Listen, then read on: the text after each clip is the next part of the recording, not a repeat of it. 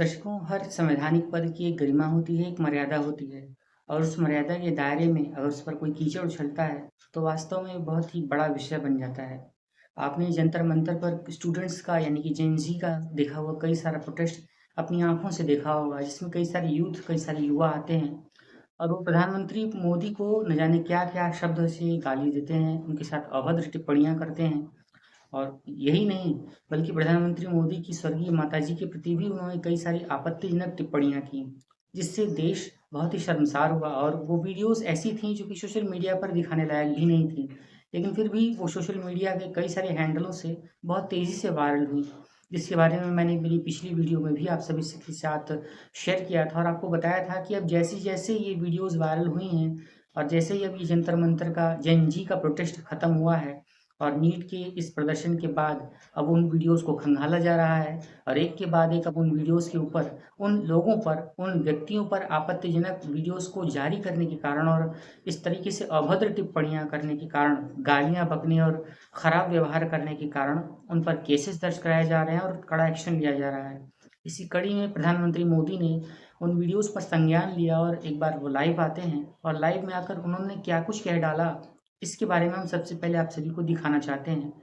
तो मेरे कुछ भी कहने से पहले सबसे पहले आप उस प्रधानमंत्री मोदी के दूसरे वीडियो को देखिए जो कि उन्होंने जेन ज़ी को समर्पित था और उन्होंने वीडियो में क्या कुछ कहा। कुछ शरारती बच्चों ने भद्दी भद्दी गालियां बोली। उनको सजा देना, अदालतों के चक्कर कटवाना, समाज में उनको प्रताड़ित करना, इससे हम परिस्थितियां नहीं बदल पाएंगे। हाय फ्रेंड्स, आज तो मन करता है बस आपसे ही बातें करूं। जंतर मंतर पर जो कुछ भी हुआ देश और दुनिया ने देखा है। कुछ शरारती बच्चों ने भद्दी भद्दी गालियां बोली। किसी भी सभ्य समाज को शोभा न दे ऐसे शब्दों का प्रयोग किया गया। मुझे तो गालियां दी गई, मेरी स्वर्गीय माता को भी गालियां दी गई। न जाने कितना भद्दा स्वरूप था। लेकिन मैं आज बात करना चाहता हूं कि बचपन में गलतियां होती हैं और बचपन में गलतियों से सुधरने का अवसर भी होता है और यही तो बचपना है। और इसलिए मैं समाज के अंदर जो आक्रोश है उसको भली भांति समझ सकता हूं। एक कल्चरल शॉक है कि हमारी बेटियां इस प्रकार की भाषा कैसे बोल सकती हैं। लेकिन समय है इन बच्चों को गले लगा करके राह दिखाने का। एक गुमराह बच्चे हैं, उनको राह दिखाना हमारा काम है। उनको सजा देना, अदालतों के चक्कर कटवाना, समाज में उनको प्रताड़ित करना, इससे हम परिस्थितियां नहीं बदल पाएंगे। मैं उन्हें माफ करना चाहता हूं। समाज भी मेरी इस बात को स्वीकार करे, क्योंकि मेरे मन में एक ही भाव है। कभी कभी दांतों तले हमारी जीभ आ जाती है, खून निकल आता है, लेकिन हम दांत तोड़ते नहीं हैं, क्योंकि दांत भी हमारे हैं, जीभ भी हमारी है, बच्चे भी हमारे हैं। उन्हें राह दिखाना हमारा काम है। गुमराह को राह दिखाना कठिन होता है, लेकिन कठिन काम हमको करना है। और इसलिए आओ, मैं इन बच्चों को कहता हूं, बच्चों आओ, हम देश के लिए साथ मिलकर के आगे बढ़े, कुछ नया सीखें, गलतियों से भी सीखें, अपने सपनों को लेकर के चल पड़े। देश बहुत आगे बढ़ रहा है, आगे बढ़ने वाला है और आपका भी आगे बढ़ना निश्चित हो, यही मेरा सपना है। मैं आपके लिए जीता हूं, आपके उज्जवल भविष्य के लिए खपता हूं। आओ हम मिलकर के देश को आगे बढ़ाएं। बहुत बहुत धन्यवाद दोस्तों। बस आओ, गलतियों से सीखो, आगे बढ़ो। तो दर्शकों, आप सभी ने देखा कि कैसे प्रधानमंत्री मोदी ने साफ साफ लहजे में, साफ साफ शब्दों में ये कहा कि ये बच्चे भी हमारे हैं, ये स्टूडेंट्स भी हमारे हैं और अगर जिस तरीके से जीभ होती है वो दांतों के बीच में फंस जाती है और कई बार दांतों के कारण जीभ चोटिल हो जाती है और खून निकल आता है, लेकिन हम उस जीभ को नहीं कुछ करते, ना ही उन दांतों को चोट पहुंचाते हैं, बस उसी तरीके से हमें अपने इन युवा छात्रों को, इन बच्चों को समझाना होगा, उन्हें सही दिशा में, सही राह पर लेकर आना होगा और इस तरीके से उन्हें समझाते हुए देश के विकास में आगे बढ़ने के लिए प्रेरित करना होगा।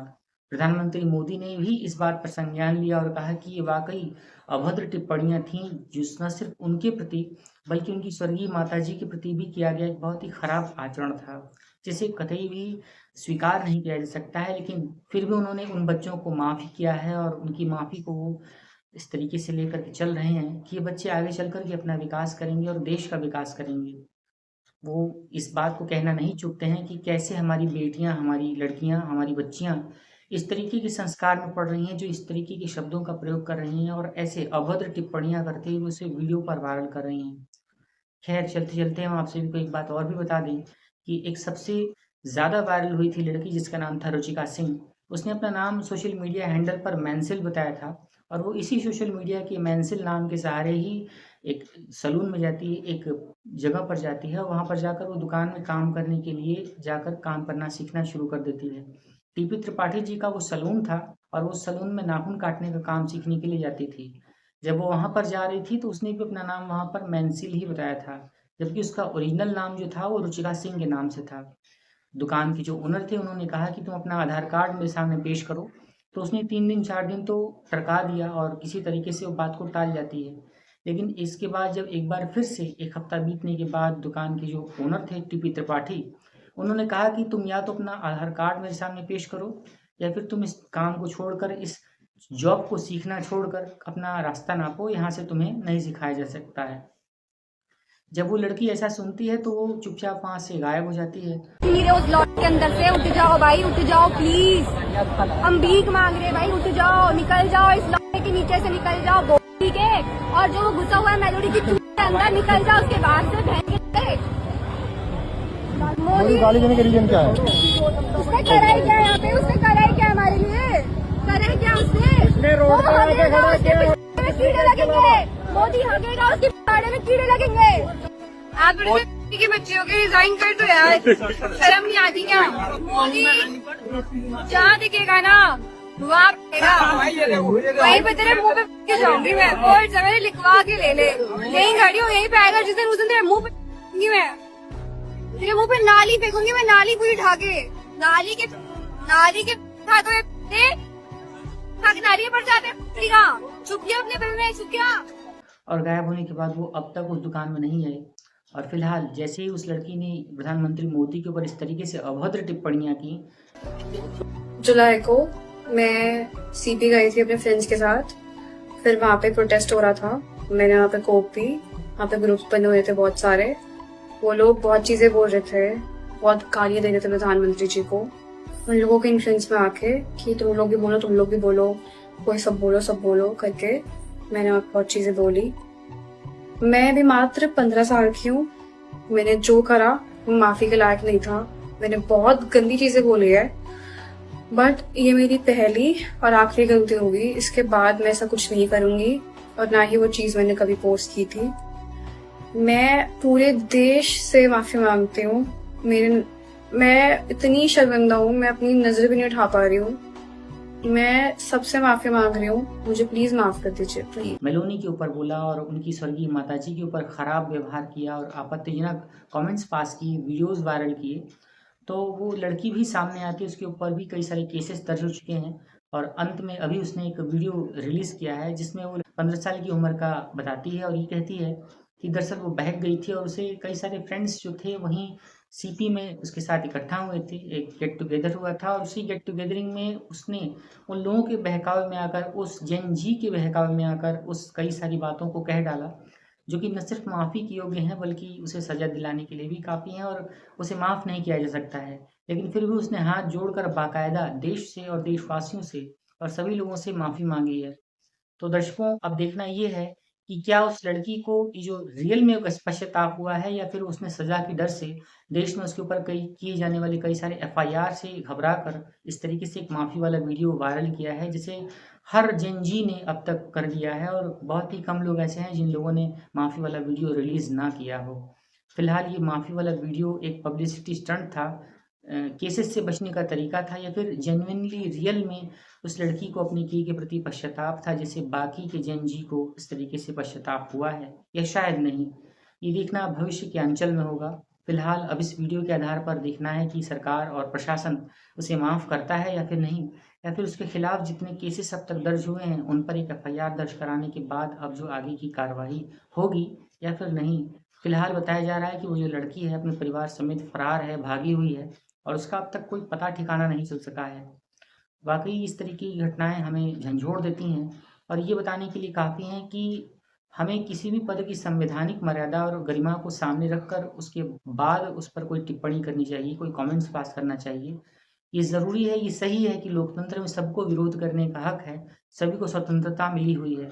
लेकिन ये विरोध का हक, ये विरोध की जो सीमा है, कहाँ तक जायज़ है और कहाँ से ये नाजायज़ हो जाती है, कहाँ तक ये सही है और कहाँ तक ये इसके बाद इसकी सीमा जो है वो ख़राब और गलत सिद्ध होने लगती है, कि देखना ये हमारे विवेक पर निर्णय करता है। किसी को भी अपशब्दों का प्रयोग करते हुए गालियाँ देना, उसके खिलाफ खराब टिप्पणियाँ करना, कहीं से भी ये उचित नहीं है और कहीं से भी ये शोभनीय नहीं कहा जा सकता है। भारतीय समाज और स्वस्थ समाज में इस तरीके की टिप्पणियाँ वास्तव में अभद्र हैं, जिन्हें स्वीकार तो कतई नहीं किया जा सकता है। तो कमेंट करिएगा, अपनी राय और अपने विचार इस मुद्दे पर ज़रूर बताइएगा कि प्रधानमंत्री मोदी ने इस तरीके से एक बड़ा दिल दिखाते हुए जो इन लड़कियों को, इन बच्चों को माफ़ किया है, क्या वो सही किया, या फिर प्रशासन ने इस तरीके से जो लगातार एक के बाद एक बैक टू बैक कार्रवाइयाँ कर रही है, एफआईआर दर्ज करवा कर उन लोगों को, उन आरोपियों को ढूंढ रही है और उन्हें सज़ा दिलाने का प्रयास कर रही है, क्या ये सही है? आपकी राय और आपकी कमेंट्स का हमें बेसब्री से इंतज़ार रहेगा। वीडियो को अगर आपने यहाँ तक देखा है तो इसे एक लाइक करिएगा, हाई पॉइंट्स दीजिएगा। चैनल सच्ची घटना पर पहली बार विजिट कर रहे हैं तो इसे सब्सक्राइब करके बेल आइकन को ऑल पर सेट कर लीजिएगा, ताकि आपको हमारी हर एक लेटेस्ट वीडियोस का नोटिफिकेशन तो समय पर मिल ही जाया करे। साथ ही साथ आप देश, दुनिया और जुर्म की ताज़ा तरीन वारदातों के साथ रूबरू रहें। अगली वीडियो में हम आप सभी के साथ एक ऐसी सच्ची घटना पेश करने वाले हैं जिसे सुनकर आपके भी होश उड़ जाएंगे और आप अंधविश्वास, जुर्म और सच्ची घटना के बीच के इस फ़र्क को बहुत ही बारीक के अंतर से महसूस कर सकेंगे। तो अगली वीडियो में आपसे मुलाकात होती है। तब तक के लिए सच्ची घटना पर अनुराग को इजाज़त दीजिए। अपना बहुत ध्यान रखिए। Take care. Thanks for watching.